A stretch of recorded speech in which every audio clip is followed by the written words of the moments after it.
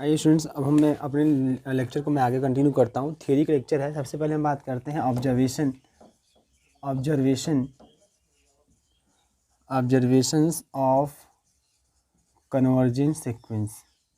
जो sequence convergence होता है स्टूडेंट्स, आइए उसके बारे में कुछ जानते हैं।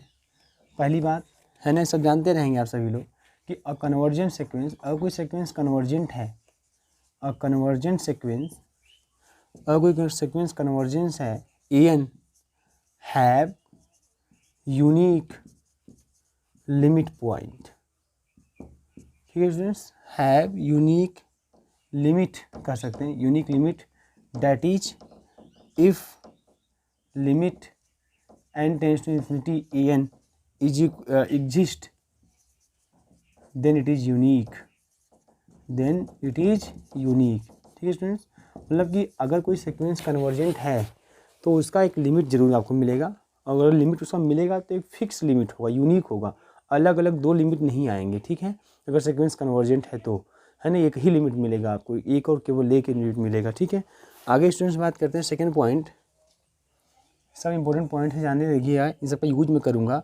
If a n and b n, अगर दो कन्वर्जेंट सीक्वेंस है ना, ये दोनों क्या है, कन्वर्जेंट सीक्वेंस।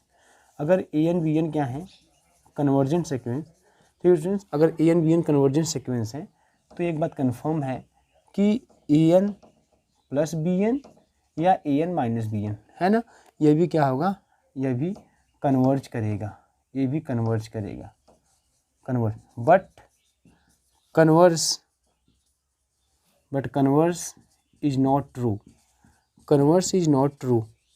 ठीक है स्टूडेंट्स, कन्वर्स ट्रू नहीं होगा। मतलब क्या है, अगर ए एन बी एन आपको कन्वर्ज कर रहा है तो उनका सम जो होगा ऐसे सीक्वेंस का वो भी कन्वर्ज करेगा, और उनका जो है डिफरेंस जो होगा वो भी कन्वर्ज करेगा, लेकिन कन्वर्स ट्रू नहीं होगा। मतलब कि अगर दो सीक्वेंस का सम, अगर मान लीजिए a n plus minus b n दो सीक्वेंस हैं, उनका सम कन्वर्ज कर रहा है, उनका डिफरेंस कन्वर्ज कर रहा है, तो जरूरी नहीं कि ए एन भी कन्वर्ज करे और बी एन भी कन्वर्ज करे, है ना। जैसे फॉर एग्जांपल मैं एक एग्जांपल ले लेता हूँ इसके लिए, कन्वर्स के लिए। ठीक है ना, मैं ए एन एक सीक्वेंस ले लेता हूँ students -1 to the power n, ध्यान समझिएगा। और मैं बी एन एक सीक्वेंस ले लेता हूँ स्टूडेंट्स, बी एन एक सीक्वेंस ले लेता हूँ -1 टू द पावर n+1। मैंने एक सीक्वेंस बी एन ले लिया। देन अब मैं बात करूँगा ए एन, ठीक है, प्लस माइनस बी एन की, मैं इसकी बात कर लेता हूँ। तो ये क्या मिलेगा, -1 टू द पावर n, ठीक है ना स्टूडेंट्स, और प्लस और -1 टू दी पावर n+1। ठीक है, ये इसकी बात करते हैं, तो मैं प्लस कर देता हूँ यहाँ पे। आप माइनस भी इंक्लूड कर सकते हैं, कुछ भी ऐसे ही मान लो, है ना। अब इसमें क्या देखिए, अब ये जो सीक्वेंस है इसको देखो, यहाँ ध्यान से अगर देखा जाए तो ये कन्वर्ज करेगा नहीं करेगा। आप 1 रखोगे -1 आएगा, यहाँ 1 रखोगे तो +1 आएगा, है ना, मतलब आपका 0 हो जाएगा। ठीक है, अगर -1 +1 ये हो जाएगा, क्या हो जाएगा स्टूडेंट्स, 0 हो जाएगा। उसके बाद क्या है कि अगर आप -1 टू द पावर 2 करोगे, यानी के स्थान पर 2 रखोगे तो आपको हो जाएगा +1, या यहाँ 2 -1, मतलब आप n का वैल्यू रखते जाइए, ये ओवरऑल आपको क्या दे देगा, 0। हर n के हर वैल्यू के लिए, फॉर एवरी n, ये हमें क्या दे देगा, 0। इसका मतलब ए सीक्वेंस क्या कर रहा है, कन्वर्ज कर रहा है। लेकिन स्टूडेंट्स ए सीक्वेंस तो कन्वर्ज कर रहा है, बट क्या ये कन्वर्ज करेगा, नहीं, है ना। क्या ये कन्वर्ज करेगा, नहीं, क्योंकि ये देखिए कन्वर्ज नहीं करेगा, क्योंकि देखिए यहाँ n = 1 2 3 रखते जाओ आप, -1 +1 -1 +1। अब मैं पहले बता चुका हूँ कि ऐसा सीक्वेंस जो है कन्वर्जेंट सीक्वेंस नहीं होता। ठीक है ना, ये ऑसिलेटरी सीक्वेंस है, फाइनाइटली ऑसिलेट कर रहा है, यही हाल यहाँ भी होगा, बट इनका सम जो है वो कन्वर्ज कर रहा है। ठीक है, इनका सम जो है स्टूडेंट्स वो कन्वर्ज कर रहा है, लेकिन अपने स्थान पे वो सीक्वेंस कन्वर्ज नहीं कर रहे हैं। तो दो सीक्वेंस अगर कन्वर्ज करते हैं तो उनका ये कंफर्म है कि उनका सम और सब्ट्रैक्शन का रिजल्ट जो होगा वो कन्वर्ज करेगा, वो सीक्वेंस कन्वर्ज करेगा।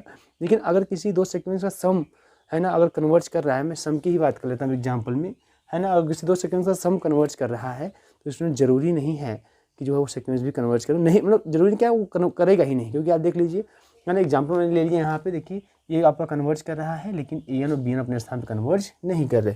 तो यह कुछ ऑब्जर्वेशन थे। अब मैं नेक्स्ट की बात करता हूँ, एक और ऑब्जर्वेशन मैं आपके साथ शेयर करता हूँ स्टूडेंट्स, कि अगर ए एन बी एन, अब इनटू में भी यही कहानी, अगर ए एन और बी एन, अगर ये दोनों क्या करते हैं, कन्वर्ज करते हैं, बोथ कन्वर्ज, अगर ये दोनों कन्वर्ज करते हैं स्टूडेंट्स, है ना, तो सेम उसी तरीके से, तो a n into b N यह भी क्या करेगा, कन्वर्ज करेगा, यह भी कन्वर्ज करेगा, but converse is not true. लेकिन कन्वर्स जो है जो कन्वर्स सही मतलब सत्य नहीं होता, कन्वर्स सही नहीं होता। मतलब कि दो सीक्वेंस कन्वर्ज कर रहे हैं तो उनका प्रोडक्ट भी कन्वर्ज करेगा, लेकिन दो सीक्वेंस का प्रोडक्ट अगर कन्वर्ज कर रहा है तो उसका जो है ना वो सीक्वेंस अपने अपने स्थान पे कन्वर्ज नहीं करेंगे। ठीक है, तो इसमें हम लोग देखिए यही सेम एग्जांपल अगर मैं ले लूँ, सेम एग्जांपल अगर मैं यही ले लेता हूँ, यही वाला, इसको मल्टीप्लाई कर देंगे स्टूडेंट तो क्या मिलेगा -1/2n+1, और यहाँ पे आप रख देंगे -2n+1, आप रखते जाएंगे तो यू गेट ऑलवेज -1, है ना। अगर आप an देखिए बहुत सिंपल सी बात है, यही एग्जाम्पल ले लीजिए। अगर आप इसी एग्जाम्पल में जब an और bn की बात करेंगे तो क्या आएगा -1/n, इसको मल्टीप्लाई कर लेंगे तो मिलेगा -1/2n+1, है ना। और इसमें n इक्वल टू कुछ भी रखो आप, यू गेट ऑलवेज -1, आपको हमेशा -1 मिलेगा। -1 क्या हो जाएगा, उसका लिमिट हो जाएगा, लेकिन वो सीक्वेंस अपने स्थान में कन्वर्ज नहीं कर रहे हैं। ठीक है, तो ये बातें आप कर लेंगे। इसी तरीके से स्टूडेंट्स जो है आप ये भी लिख लीजिएगा कि अगर सीक्वेंस an और सीक्वेंस bn है ना, अगर कन्वर्जेंट सीक्वेंस हैं, अगर सीक्वेंस an और bn कन्वर्जेंट सीक्वेंस हैं, ठीक है, तो an/bn जो सीक्वेंस होगा वो भी कन्वर्जेंट होगा, but converse not true, converse not true students, converse उसका ट्रू नहीं होगा। ठीक है, मतलब डिवीजन वाला भी रूल यही होता है। डिवीजन की मैं रूल बात करूँ या फिर मिटा के मैं आगे कंटिन्यू करता हूँ, तो ध्यान दीजिए स्टूडेंट्स। तो मैं क्या करता हूँ, यहाँ पे डिवीजन की बात कर लेता हूँ, ये सब अच्छे से समझ लीजिएगा आप।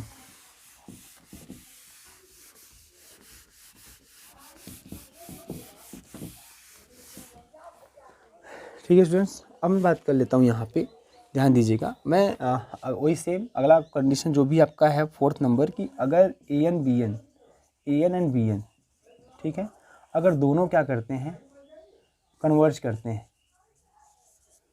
तो an/bn भी क्या करेगा, देन an/bn भी कन्वर्ज करेगा। लेकिन यह ट्रू नहीं होगा, मतलब कि सॉरी ये ट्रू मतलब कि आप कह सकते हैं स्टूडेंट्स, है ना, ये ट्रू का मतलब आप कह सकते हैं कि अगर an/bn कन्वर्ज कर रहा है ना, but converse is not true. ठीक है students, converse is not true मतलब कि दो सीक्वेंस an और bn कन्वर्ज कर रहे हैं तो an/bn भी कन्वर्ज करेगा, लेकिन है ना आप an/bn कन्वर्ज कर रहा है तो an और bn कन्वर्ज नहीं करेंगे। ठीक है, कन्वर्ज सत्य नहीं होता। फिफ्थ केस, अगर स्टूडेंट्स अगर कोई सीक्वेंस an जो है वो l पे कन्वर्ज कर रहा है तो उसका जो मॉड होगा ना, डिटर्मिनेंट, ठीक है, वो भी क्या करेगा, मॉड l पे क्या करेगा, कन्वर्ज करेगा, but converse is not true. मतलब किसी का मॉड अगर कन्वर्ज कर रहा है, किसी सीक्वेंस का मॉड अगर कन्वर्ज कर रहा है तो सीक्वेंस कन्वर्ज नहीं करता, वो सीक्वेंस कन्वर्ज नहीं करता। तो ये कुछ ऑब्जर्वेशन थे कन्वर्जेंट सीक्वेंस पे स्टूडेंट्स, इस पूरे को ध्यान देंगे, है ना। मॉड वाला आप देख सकते हैं, 1 मिनट स्टूडेंट्स। हाँ तो स्टूडेंट्स देखिए, अब इस ये मॉड वाला भी आप देख सकते हैं, इसके लिए भी एग्जांपल, इसका भी कन्वर्ज ट्रू नहीं होता, आप देख सकते हैं। जैसे कि मैं अगर सीक्वेंस लेट कर लूँ, मैं एक सीक्वेंस ले लूँ an is equal to -1/n, एक सीक्वेंस आप ले लें, है ना। इसका मॉड देखें, मॉड सीक्वेंस an, तो ये स्टूडेंट्स हमेशा 1 मिलेगा, है ना, क्योंकि मॉड जब जाएंगे, देखिए आप इसमें 1 2 3 रखते जाएंगे तो -1 +1 -1 मिलेगा, लेकिन जब मॉड ले लेंगे तो हमेशा +1 मिलेगा। ऐसा मतलब कि ये क्या कर रहा है, ये 1 पर कन्वर्ज कर रहा है, ये 1 पर कन्वर्ज कर रहा है। तो ये मॉड वाला तो कन्वर्ज कर रहा है ना, 1 पे कन्वर्ज कर रहा है, लेकिन क्या ये an कन्वर्ज नहीं है, तो ऑसिलेटरी सीक्वेंस है या ऑसिलेट फाइनाइटली। यह कुछ रिजल्ट्स है स्टूडेंट्स, इनको आपको जानना है।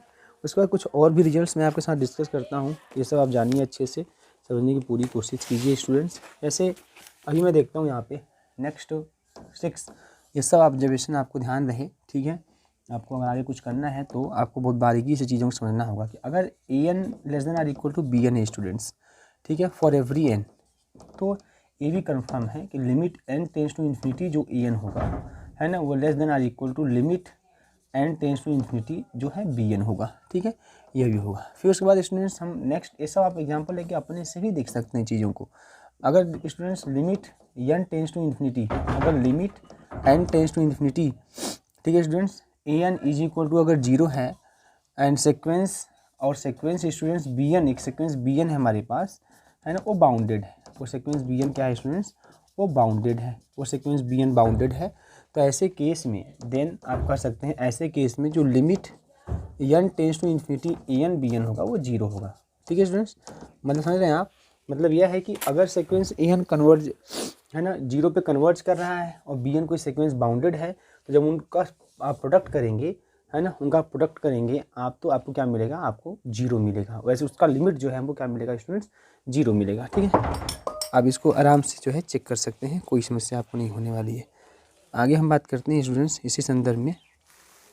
ठीक है, इस संदर्भ में आगे बात करते हैं स्टूडेंट्स। अब क्या है जो है हम बात करते हैं स्टूडेंट्स, आगे भी अब कुछ चीज़ें मैं बोल दे रहा हूँ, आप नोट कर लीजिए कि अगर कोई सीक्वेंस स्टूडेंट्स an इनफाइनाइट पे डाइवर्ज करता है और सीक्वेंस bn बाउंडेड है। ठीक है स्टूडेंट्स, अगर कोई सीक्वेंस an जो है इनफाइनाइट पे क्या करता है, डाइवर्ज करता है।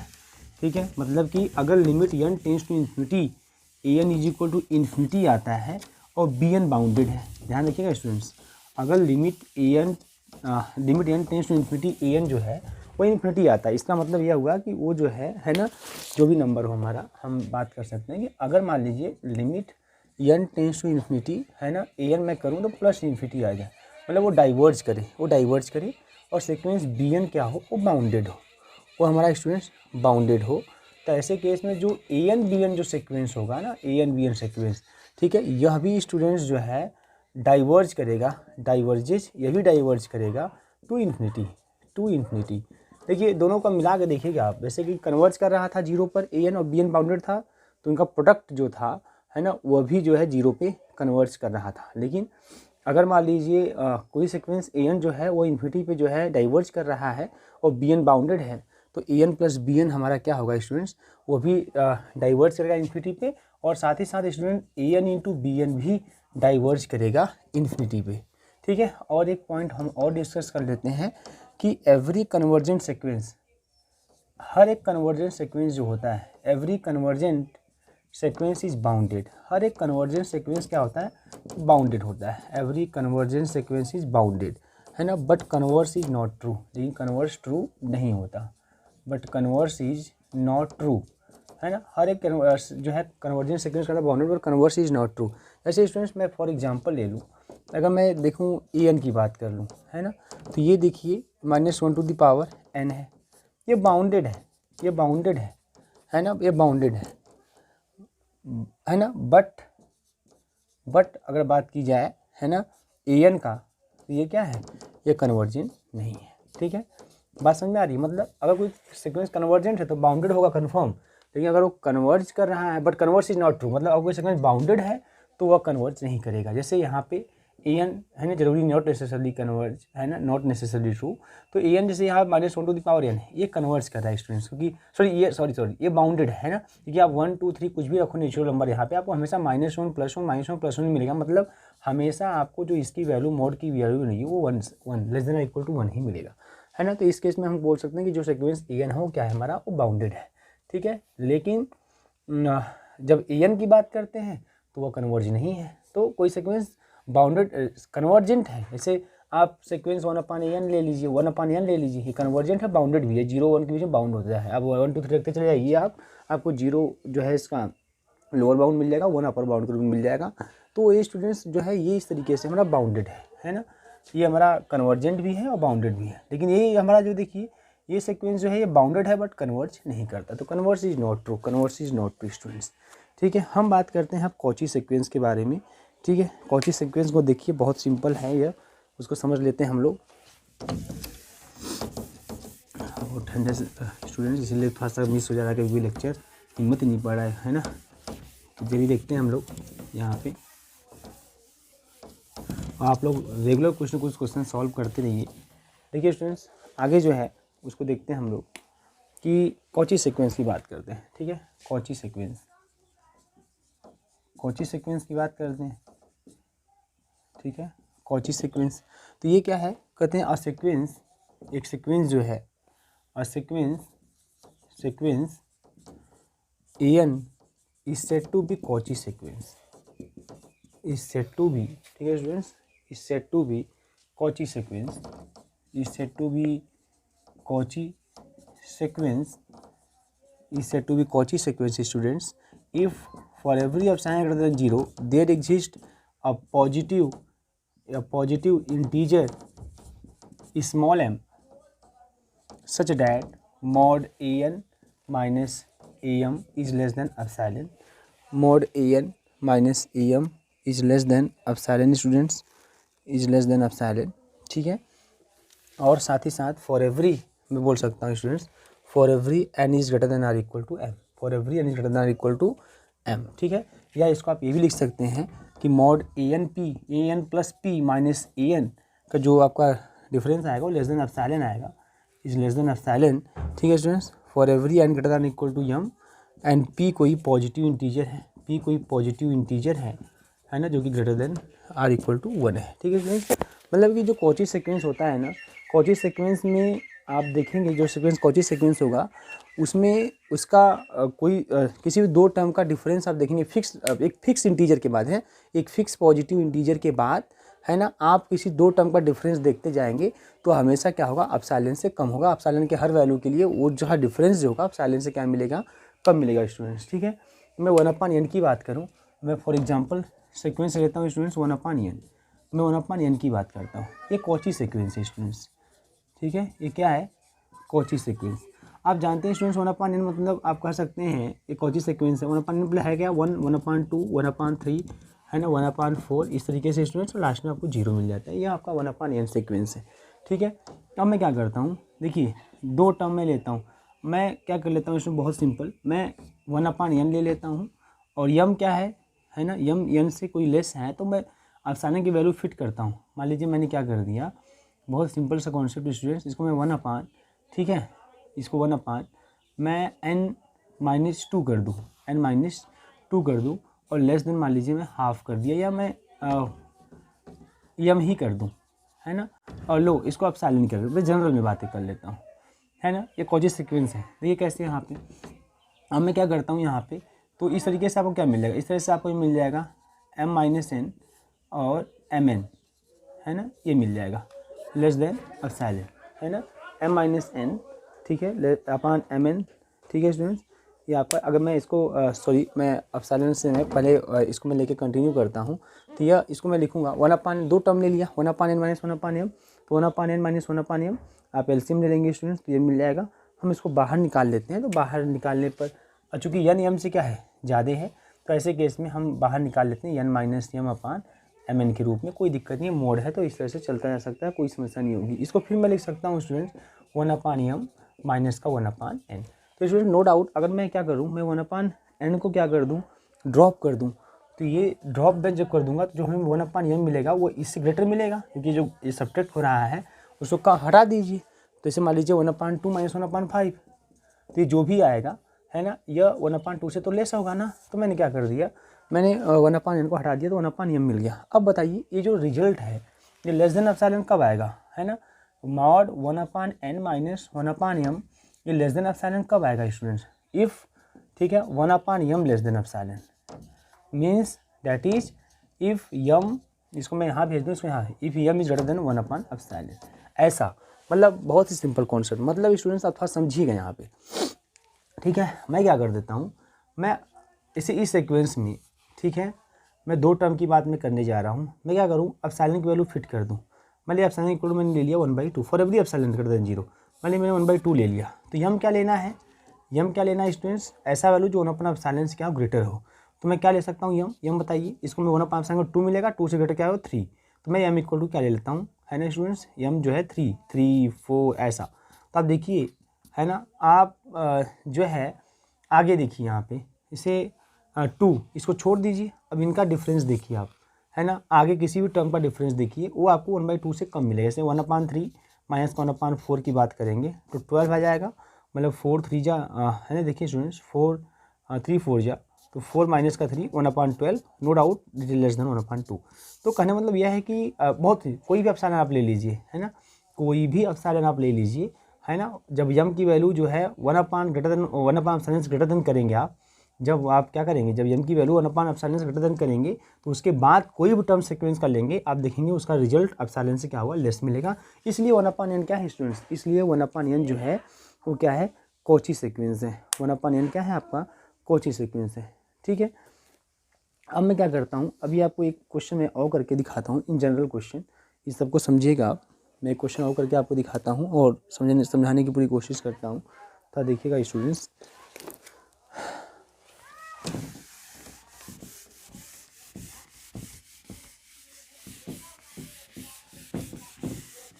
मान लीजिए मैं ले लिया सीक्वेंस एन स्क्वायर, मैं देखता हूँ सीक्वेंस एन स्क्वायर कैसा है, सीक्वेंस एन स्क्वायर मैं ले लेता हूँ स्टूडेंट्स, ठीक है। तो अगर एक कॉची सीक्वेंस होगा तो ये ए एन है हमारा सीक्वेंस, तो मैं क्या करूँगा, मैं a n minus a m को देखूँगा क्या स्थिति आती है ना, a n minus a m की स्थिति देखता हूँ। तो मतलब ये क्या जाएगा, n square minus m square.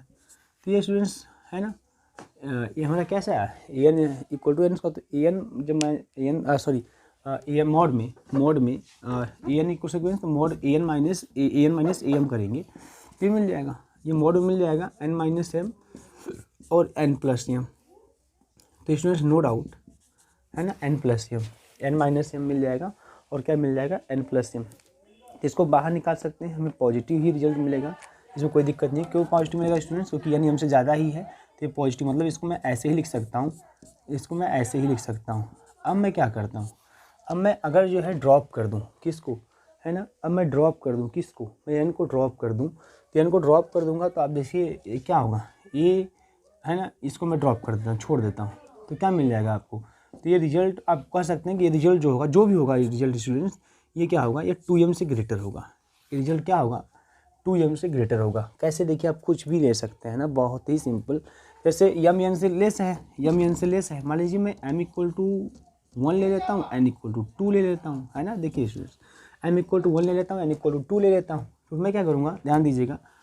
तो आप रखिए यहाँ पे, तो मैं m equal to 1 n equal to 2, तो कितना आएगा, 2 माइनस 1 1 आएगा, और ये 2 प्लस 1 3 आएगा, 3, और ग्रेटर देन क्या, 2 इंटू 1 मतलब ग्रेटर देन मिलेगा कि नहीं मिलेगा। तो ये जो रिजल्ट है ये 2m से हमेशा क्या मिलेगा, ग्रेटर, ठीक है ना। अब हमारा रिजल्ट क्या होना चाहिए, लेस देन एप्सिलॉन होना चाहिए, ठीक है। तो ये जो है जो 2m हमारा आया है, ठीक है, ये हमको हमेशा ग्रेटर देन 1 ही मिलेगा। क्यों स्टूडेंट्स, क्योंकि यम क्या है, एक पॉजिटिव इंटीजर है, यम क्या है, एक पॉजिटिव इंटीजर है, ठीक है। यम क्या है हमारा स्टूडेंट्स, एक पॉजिटिव इंटीजर है, और यम अगर एक पॉजिटिव इंटीजर है तो आप 2 से जब मल्टीप्लाई करेंगे उसको आप, है ना, 2 से आप जब इसको मल्टीप्लाई करेंगे तो जो भी रिजल्ट आएगा वो रिजल्ट क्या होगा, पॉजिटिव इंटीजर, इंटीजर की बात हो रही है स्टूडेंट्स। तो पॉजिटिव इंटीजर मतलब आप 1 से स्टार्ट करेंगे, ठीक है, पॉजिटिव इंटीजर 1 2 ऐसा कुछ भी रखेंगे तो 2m क्या मिलेगा, 1 से ग्रेटर मिलेगा। तो फॉर एनी पॉजिटिव इंटीजर अगर एप्सिलॉन इक्वल टू मैं 1 ले लेता हूँ, है ना, तो we find that there is a positive integer small m such that, ये जो रिजल्ट है देखिए, अगर मैं देखिए ना ये 1 से ग्रेटर है, तो अब इस कंडीशन में 1 से ग्रेटर है, तो क्या मुझे बताइए कि a n minus a M ये वैल्यू क्या लेस देन एप्सिलॉन मिलेगा, है ना। अब ये रिजल्ट ये लेस देन एप्सिलॉन हो सकता है क्या, लेस देन एप्सिलॉन हो सकता है नहीं, क्योंकि ये रिजल्ट 1 से ग्रेटर मिला, और एप्सिलॉन की मैक्सिमम वैल्यू 1 ही रखते हैं हम लोग, है ना, तो 1 ही रखते हैं। तो ये लेस देन हमको लाना क्या, लेस देन एप्सिलॉन, तो एप्सिलॉन की बहुत ही मैक्सिमम वैल्यू लेंगे तो 1 ही लेंगे, तो 1 से लेस ही तो नहीं ना हो पाएगा, क्योंकि ये हमको जो रिजल्ट मिला है क्या 1 से ग्रेटर ही मिला है। तो कहने मतलब स्टूडेंट्स ये जो एन स्क्वायर आपका सीक्वेंस है ना, आप देखेंगे कि इसमें एक कॉची सीक्वेंस नहीं है, आप डिफरेंस देखेंगे, आप खुद देखिए। अगर इसको मैं और ओपन करके देखूँ तो 1 है ना, 4 9 16, अब बताओ इसे किसी भी दो टर्म का कभी भी कहीं से स्टार्ट कर दें, दो टर्म का डिफरेंस लें, क्या एप्सिलॉन से कम आएगा, जबकि एप्सिलॉन की वैल्यू इस तरह से इस रेंज में होती है, तो क्या यह एप्सिलॉन से कम आएगा, है ना, नहीं ना आएगा। तो इसलिए जो है एन स्क्वायर कॉची सीक्वेंस नहीं है। तो यह स्टूडेंट्स कॉची सीक्वेंस की बात होती है। अब हम कुछ ऑब्जर्वेशन कॉची सीक्वेंस पे करते हैं और फिर आगे कंटिन्यू करते हैं, ठीक है स्टूडेंट्स। ऑब्जर्वेशन करते हैं कुछ कॉची सीक्वेंस पे, उसके बाद मैं आगे कंटिन्यू करूँगा। फ्रेंड्स अगला जो टॉपिक हमारा रहेगा वो observation of Cauchy sequence. Cauchy sequence में कुछ ऑब्जर्वेशन आपको कर देते हैं और उसको बताते हैं उसके बारे में आपको, और बहुत ही अच्छी बातें आपके साथ होंगी, समझ में आपको आनी चाहिए।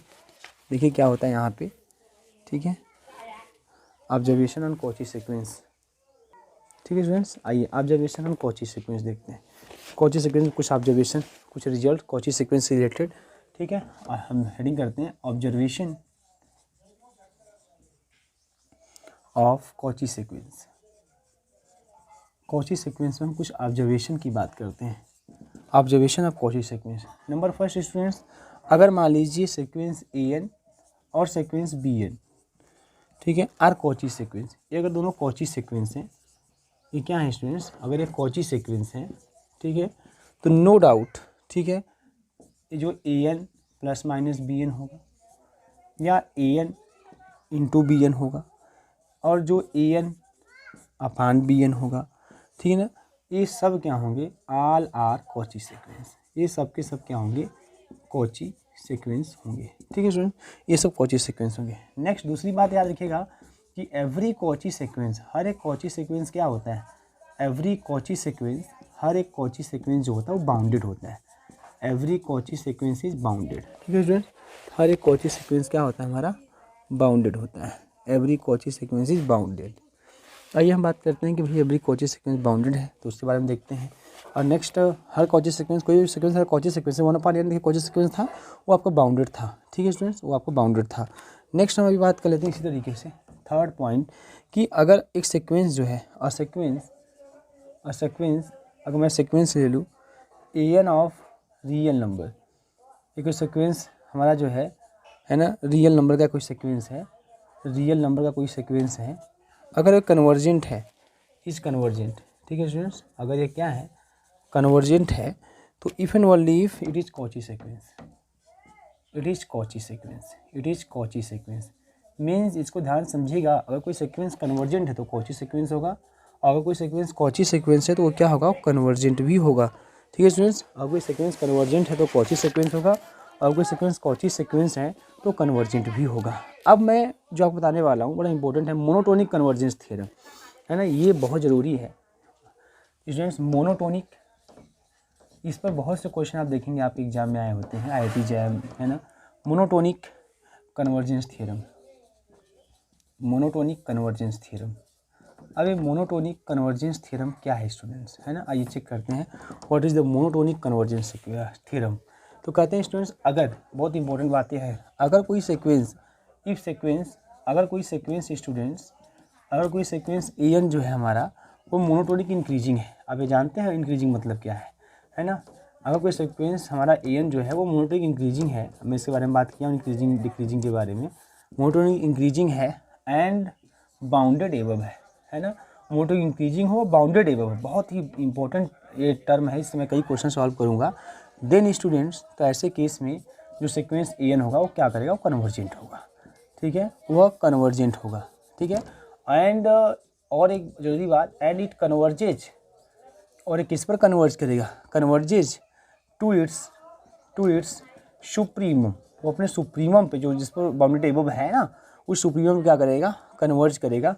सुप्रीमम मतलब स्टूडेंट्स आप कर सकते हैं लीस्ट अपर बाउंड, है ना, लीस्ट अपर बाउंड। फिर सेकंड टर्म स्टूडेंट्स अगर मैं बात करूँ कि अगर सीक्वेंस, इफ सीक्वेंस, अगर सीक्वेंस जो है an हमारा ये मोनोटोनिक डिक्रीजिंग है, उसी तरीके से अगर ये मोनोटोनिक डिक्रीजिंग है, मोनोटोनिक डिक्रीजिंग है, अगर ये मोनोटोनिक डिक्रीजिंग है एंड बाउंडेड बिलो है, अगर यह क्या है, bounded below and bounded below, अगर ये बाउंडेड बिलो है, ठीक है स्टूडेंट्स, देन तो ऐसे केस में जो सीक्वेंस an होगा, है ना, वो कन्वर्जेंट होगा। वही बात, बाउंडेड एबव होगा, ठीक है, मोनोटोनिक इंक्रीजिंग हो और बाउंडेड एबव हो तब भी वो कन्वर्ज करेगा, मोनोटोनिक डिक्रीजिंग हो, बाउंडेड बिलो हो तो भी क्या होगा, an इज कन्वर्जेंट। ठीक है ना, लेकिन अगर इंक्रीजिंग हो, बाउंडेड एबव हो तो अपने सुप्रीमम पे, लिस्ट अपर बाउंड पे कन्वर्ज करता है। लेकिन यह क्या होगा, अगर वो डिक्रीजिंग है, बाउंडेड बिलो है, तो यह क्या होगा, and it converges to its, ये कहाँ कन्वर्ज करेगा, to its lower bound, sorry आप बोल सकते हैं greatest lower bound, to its greatest lower bound means infimum पर। बहुत ही अच्छा क्वेश्चन है, अपने इन्फीमम पे जो है क्या करेगा स्टूडेंट्स, कन्वर्ज करेगा। ठीक है, तो ये आपके कुछ हैं यहाँ पे। और नेक्स्ट एक और आप लिख लेंगे कि अगर कोई unnecessary sufficient condition for a monotonic, और कोई सीक्वेंस हमारा मोनोटोनिक इंक्रीजिंग हो चाहे डिक्रीजिंग हो, है ना, वो कन्वर्जेंट अगर है, ठीक है, तो ये क्या होगा, बाउंडेड होगा। वो बाउंडेड या तो एबव हो सकता है या तो बिलो हो सकता है। मतलब अगर कोई सीक्वेंस इंक्रीजिंग है या डिक्रीजिंग है, बहुत अच्छी बात है यहाँ पे, ये भी जान लीजिए, अगर कोई सीक्वेंस an जो है ना, अगर कोई सीक्वेंस an क्या है, अगर इंक्रीजिंग है तो ये कन्फर्म बाउंडेड बिलो होगा, ये कन्फर्म बाउंडेड बिलो होगा, है ना, ये आप खुद समझ सकते हैं, बहुत सिंपल। अगर कोई सीक्वेंस अगर आपका डिक्रीजिंग है, डिक्रीजिंग सीक्वेंस है स्टूडेंट्स, तो कन्फर्म ये बाउंडेड एबव होगा। तो ये भी बातें आपके दिमाग में होनी चाहिए स्टूडेंट्स। ठीक है, आगे बातें करते हैं हम लोग, आगे टर्म में आपसे डिस्कस करता हूँ, देखिए कैसे डिस्कशन होता है, आगे मैं कंटिन्यू करता हूँ।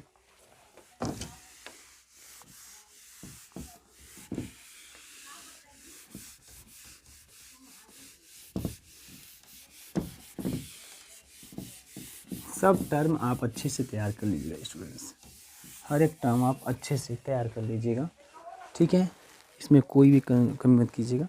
अभी मैं सब सीक्वेंस की बात करता हूँ, बहुत सिंपल सब सीक्वेंस की बात कर लेता हूँ। ये सब सीक्वेंस आप देख लीजिए, मैं ऐसे हल्का बता देता हूँ।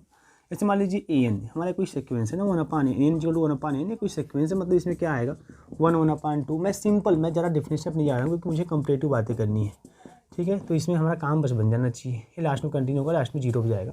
तो ये हमारा सीक्वेंस हो गया, है ना, सीक्वेंस।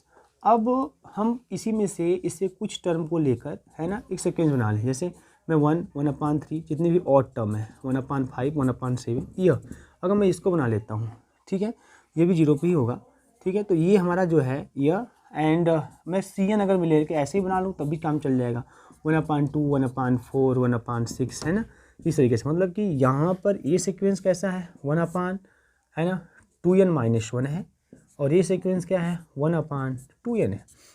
तो ये जो सीक्वेंस है ना, ये दोनों bn और cn, ये an के क्या कहलाएंगे, सब सीक्वेंस, ठीक है स्टूडेंट्स, ये an के क्या कहलाएंगे, सब सीक्वेंस। अब इस पर भी हमारे बातें होंगी, ठीक है, कि इस पर भी कुछ हमारे पास ऑब्जर्वेशंस होंगे, इनको भी हम समझेंगे, ठीक है, क्या ऑब्जर्वेशन है।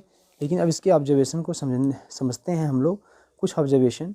तो चलिए उसके बाद हम फिर कुछ क्वेश्चन देखेंगे, उसके बाद फिर कुछ टॉपिक और डिस्कस करेंगे आपके साथ। इस क्वेश्चन भी देखते चले जाते हैं, अच्छा रहता है।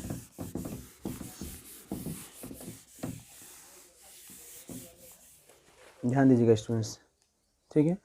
ऑब्जर्वेशन ऑफ सब सीक्वेंस की बात करते हैं, तो देखिए मैं इस पर बातें कर लेता हूँ आपसे, कुछ ऑब्जर्वेशन सब सीक्वेंस पे।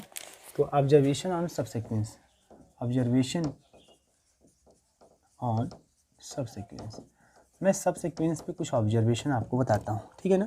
तो पहला ऑब्जर्वेशन यह है कि स्टूडेंट्स, तो अगर an कोई सीक्वेंस है, अगर an कोई सीक्वेंस है स्टूडेंट्स, और एक कन्वर्ज करता है, और कन्वर्जेस टू यल, और यल पे कन्वर्ज करता है, ठीक है ना, दैट इज, इसका मतलब साफ साफ कि an का जो लिमिट लें तो ये यल आ रहा है, देन तब इसका, इस an के जितने भी सब सीक्वेंस बनेंगे, जैसे आपने देखा जो 1/2n और 1/2n-1 वाला था ना, वो भी कन्वर्ज करेगा 0 पे। से bn cn जो था, bn क्या था 1/2n-1 का था, और cn क्या था 1/2n, वो भी क्या करेगा 0 पे ही कन्वर्ज करेगा। तो अगर कोई सीक्वेंस an कन्वर्ज करता है यल पे, तो देन एवरी सब सीक्वेंस, ठीक है, एवरी सब सीक्वेंस ऑफ an, तो an का हर एक सब सीक्वेंस क्या करेगा, कन्वर्जेस टू यल, उसी यल पे क्या करेगा, कन्वर्ज करेगा स्टूडेंट्स। जैसे मैंने जो एग्जाम्पल पिछला लिया था उस पर आप देख सकते हैं, ठीक है ना। और बट अब दूसरी बात, अगर किसी का सब sequence, if an is not convergent, अगर मान लीजिए an जो है कन्वर्जेंट नहीं है, अगर an कन्वर्जेंट है तो उसका हर एक सब सीक्वेंस कन्वर्जेंट होगा उसी लिमिट पर। अगर an कन्वर्जेंट नहीं है, अगर an कन्वर्जेंट नहीं है students, then it is possible that, तो then it is possible that, जरूरी नहीं an कन्वर्जेंट है तो उसका हर सब सीक्वेंस कन्वर्जेंट होगा। लेकिन अगर n कन्वर्जेंट नहीं है तो इसका मतलब ये नहीं कि उसके सब सीक्वेंस भी आपको कन्वर्जेंट नहीं होंगी, है ना। हो सकता है, इट इज़ पॉसिबल डैट, ये संभव हो सकता है, it is possible that it's सब सीक्वेंस, इसका जो सब सीक्वेंस होगा वो कन्वर्ज कर जाए, ये पॉसिबल हो सकता है, हो भी सकता है और नहीं हो सकता है। एन सब sequence of an is converge, है ना, वो कन्वर्ज कर सकता है, ठीक है, वो कन्वर्ज कर सकता है स्टूडेंट्स। नेक्स्ट हम बातें करते हैं आपसे कि एवरी सीक्वेंस हैज मोनोटोनिक सब सीक्वेंस, एवरी सीक्वेंस, हर एक सीक्वेंस के पास, हर एक सीक्वेंस के पास, है ना, एक मोनोटोनिक सब सीक्वेंस होता है, मतलब या तो इंक्रीजिंग या तो डिक्रीजिंग, एक मोनोटोनिक सब सीक्वेंस होता है। अगर कोई सीक्वेंस है ना, तो उसका एक मोनोटोनिक सब सीक्वेंस भी होगा स्टूडेंट्स। नेक्स्ट थर्ड नंबर आप बात कर लेते हैं कि एवरी बाउंडेड सीक्वेंस, अब कोई बाउंडेड सीक्वेंस जैसे 1/n का ही आपने देखा है, एवरी बाउंडेड सीक्वेंस सब 1/n पे आप देख सकते हैं, every bounded sequence has convergent सब सीक्वेंस। जैसे आपने देखा 1/n जो था वो बाउंडेड था, तो उसका जो bn जो मिला था हमारा 1/1, 1/3, 1/5, 1/7, मतलब सीक्वेंस 1/2n-1 वो भी कन्वर्ज कर रहा है ना, वो भी क्या कर रहा है आपका, कन्वर्ज कर रहा है। तो एवरी बाउंडेड सीक्वेंस हैज़ वो कन्वर्जेंट, उसके पास एक कन्वर्जेंट सब सीक्वेंस होता है, ठीक है। अगर सीक्वेंस बाउंडेड है तो उसके पास कन्फर्म एक कन्वर्जेंट सब सीक्वेंस होगा स्टूडेंट्स, ठीक है। एक बात मैं आपसे और कर लेता हूँ कि a real number small p is limit point of sequence an if and only if there exists a subsequence, if and only if there exists a subsequence of an converge to p, converge to p students. एक real number p जो है अगर N का limit point होता है, limit point तो अगर होता है तो इसका एक सब सीक्वेंस भी होगा जो पी पे क्या करेगा। अगर किसी सीक्वेंस एन का लिमिट पॉइंट है तो उसका सब सीक्वेंस एक कम से कम जरूर एग्जिस्ट करेगा स्टूडेंट्स, है ना, जो क्या करेगा, जो है उस पी पे क्या करेगा, कन्वर्ट्स करेगा, उस पी पे कन्वर्ट्स करेगा। और भी बातें मैं आपसे करूँगा, ठीक है। अभी जो है मैं आपसे कुछ क्वेश्चन डिस्कस कर लेता हूँ, एक दो क्वेश्चन ज़रूरी हैं, होते रहें तो अच्छे हैं, ठीक है। आइए स्टूडेंट्स, अब देखिए ये क्वेश्चन बहुत ही इंपॉर्टेंट क्वेश्चन है ना, इसको समझने की पूरी कोशिश करते हैं और देखते हैं क्या स्थिति आती है, ठीक है। तो आइए हम समझने की पूरी कोशिश करते हैं स्टूडेंट्स, कोई समस्या नहीं है। तो आपको ये करना क्या है कि इसका कौन सा ऑप्शन सही होगा बताना है आपको ना। तो पहले जब भी सीक्वेंस में ऐसा कोई इसका लिमिट या कुछ भी निकालना तो पहले कोशिश करें कि उस सीक्वेंस के हर एक टर्म को जानने की कोशिश करें, सिंपल से कॉन्सेप्ट, ठीक है। अभी मैं मान लीजिए मैं जब सोल्यूशन करने जाऊँगा, मैंने कुछ कैलकुलेशन करके रखा हुआ है इसका, जैसे x1 की बात मैं करूँगा, x1 क्या होगा, ठीक है। तो जब x1 की आप बात करेंगे स्टूडेंट्स तो देखिए x1 होगा क्या, आप देख सकते हैं कि 1 माइनस 1/3 का स्क्वायर, ठीक है। 1 माइनस 1/3 का स्क्वायर मीन्स अगर देखा है क्या हो जाएगा यहाँ पे 3 माइनस 1 2/3 का स्क्वायर, मतलब स्टूडेंट्स का जाएगा 4/9, है ना। तो चलिए 4/9 हो गया।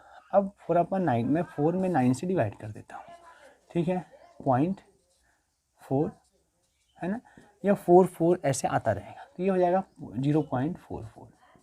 अब स्टूडेंट्स x2 की बात करते हैं। x2 दो टर्म लेना है आपको, 1 माइनस 1/3 का स्क्वायर, ठीक है, और 1 माइनस 1/6 का स्क्वायर। इसको स्टूडेंट्स सॉल्व कर लेंगे, देन यू गेट 0.3036, मैंने सॉल्व करके रखा हुआ है। फिर स्टूडेंट्स x3 की उसी जैसे आप देखेंगे x3, है ना, तो ये इसकी बात मैं अगर कर लूँ, x3 की बात कर लूँ तो इसको भी आप सॉल्व करेंगे, तीन टर्म ले लेंगे, 1 माइनस 1/3 का स्क्वायर, 1 माइनस 1/6 का स्क्वायर, 1 माइनस 1/10 का स्क्वायर, है ना। तो ये स्टूडेंट्स देन यू गेट 0.2459। अब मेन देखिए क्या मिल रहा है, अब जैसे जैसे आगे कंटिन्यू करेंगे, ध्यान दीजिए बहुत सिंपल सा क्वेश्चन है ना, बहुत लगाने की जरूरत नहीं होती है, आपको किसी तरीके से हमारे सही ऑप्शन जो है मिल जाए किसी तरीके से। तो इस तरह से तो जैसे जैसे आप आगे बढ़ेंगे देखिए 0.44 0.30 तो डिक्रीज कर रहा है ना, तो यहाँ से साफ साफ दिख रहा है डिक्रीज कर रहा है। तो ये क्या है, ये सीक्वेंस मोनोटोनिक डिक्रीजिंग है। क्या है स्टूडेंट्स, ये मोनोटोनिक डिक्रीजिंग है, ये मोनोटोनिक डिक्रीजिंग है, ठीक है, ये मोनोटोनिक डिक्रीजिंग है स्टूडेंट्स, ठीक है।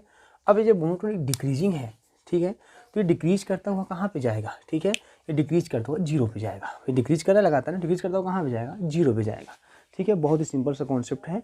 अगर डिक्रीजिंग है तो each term of sequence action is positive है, so infinitely many terms will lie in the neighbourhood of 0, ठीक है।